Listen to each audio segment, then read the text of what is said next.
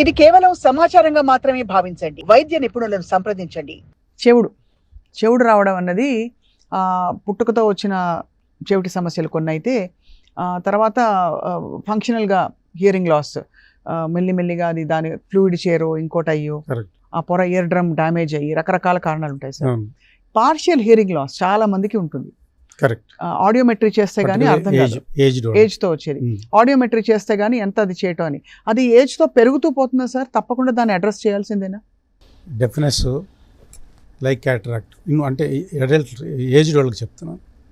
మనకి ఆ క్యాటరాక్ట్ రావడం కూడా సాధారణ విషయం. కొంతమందికి 40 ఇయర్స్లో రావచ్చు, 50 ఇయర్స్ రావచ్చు, 60 రావచ్చు, 70 రావచ్చు, 80 రావచ్చు. But 80 to 90% individual gets cataract. Same thing deafness in adults. ఎందుకు వస్తుందంటే మన నర్వస్ సిస్టమ్ బికమ్స్ వీక్. అది brain regeneration starts age of యూజువల్గా 60. మనం ఎంఆర్ఐ స్కాన్లు చేస్తాం కదండి అడల్ట్స్లో కానీ ఎవరిలో కానీ హెడ్ ఏక్స్ ఉన్నాయని దేనికో వేరే రీజన్ చేస్తే brain regeneration it is there normal. By the age of 90 ఇంకా ఎక్కువ అయిపోతుంది. That is neurological problem. అట్లనే మన వినికిడికి సంబంధించిన నర్వ్ కాక్లియర్ నర్వ్ అంటాం. అట్లనే బ్యాలెన్స్ సంబంధించిన నర్వ్ కూడా ఉంటుంది. ఆ కాక్లియర్ నర్వ్, వెస్టిబులర్ నర్వ్, ఈ రెండు ఇన్నర్ ఇయర్ నుంచి స్టార్ట్ అయ్యి బ్రెయిన్కి కనెక్షన్ ఉంటుంది.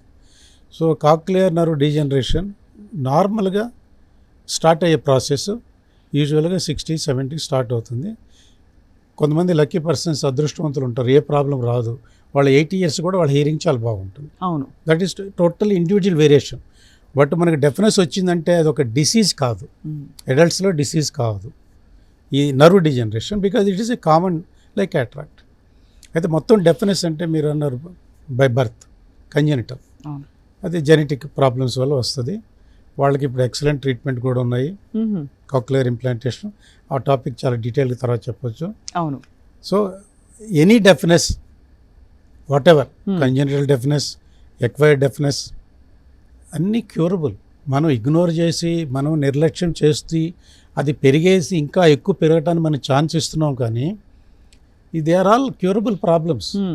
కంజెనిటల్ డెఫినెస్ అంటే ఒకప్పుడు సైన్స్ మనకి, ఇప్పుడు ఇది లాస్ట్ 15 ఇయర్స్ నుంచి వచ్చిన రీసెర్చ్ కాక్లియర్ ఇంప్లాంటేషన్.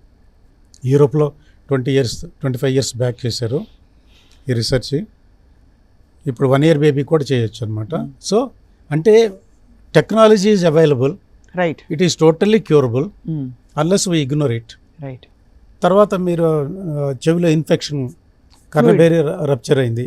కర్ణబేరి రప్చర్ అయితే మనకి 30 to 40% deafness, what ever reason, tonsils వల్ల కానివ్వండి, సైనస్ ఇన్ఫెక్షన్ వల్ల కానివ్వండి, నెగ్లిజెన్స్ వల్ల కానివ్వండి, ఇన్కంప్లీట్ ట్రీట్మెంట్ వల్ల కానివ్వండి, కర్ణబేరి హోల్ పెద్దదైతే. అదే చిన్న హోల్ ఉంటే ఎర్లీ స్టేజ్లో ఈఎన్టీ డాక్టర్ని కన్సల్ట్ చేస్తే ఆ హోల్ కంప్లీట్గా క్యూర్ అవుతుంది with medicines. Medicines sir tympanoplasty అని చేస్తారు. అదే sir, tympanoplasty is a last resort, what we're doing last resort. ఎప్పుడు పేషెంట్ నెగ్లెక్ట్ చేసి 10 చోట్ల తిరిగో వాళ్ళ ఇన్కంప్లీట్ ట్రీట్మెంట్ వల్లనో ఏదో ఎక్కడో somewhere either patient negligence are your doctor negligence ఆ హోల్ పెద్దది అవుతుంది. ఎప్పుడు వస్తుంది హోల్ పెద్దది? బిగినింగ్లో జరగదు. ఇన్ఫెక్షన్ రిపీటెడ్గా వచ్చిన తర్వాత హోల్ పెద్దది అవుతుంది. When the whole is very small, first time, second time, third time, it is still small.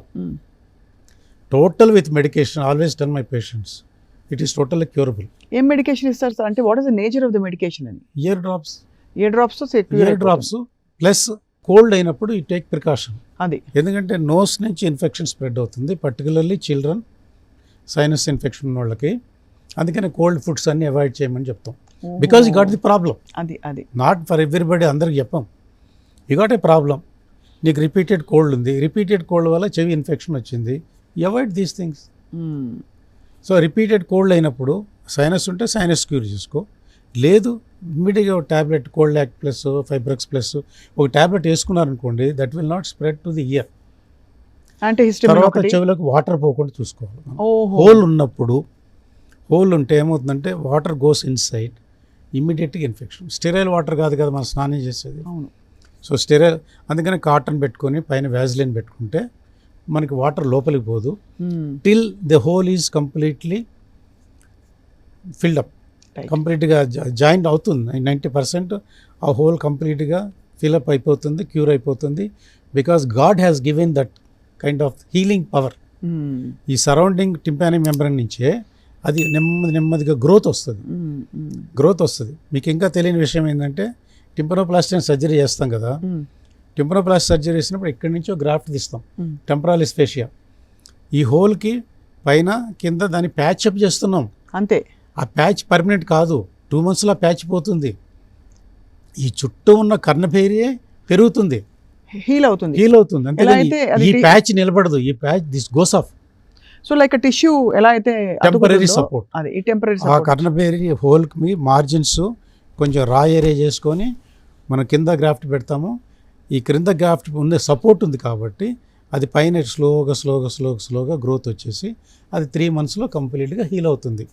ఈ 3 months ప్రికాషన్స్ తీసుకొని చెవులకు నీళ్ళు పోకుండా చూసుకొని మళ్ళీ కోల్డ్ అయినప్పుడు మెడిసిన్ వేసుకుంటే there is a 95-98% it will complete success. Tympanoplasty success ఏంటంటే కొన్ని ప్రికాషన్స్ తీసుకోవాలి. ఆపరేషనే కాదు, టెక్నికే కాదు, మన పోస్ట్ ఆపరేటివ్ తీసుకునే జాగ్రత్తలు కూడా ఇంపార్టెంట్.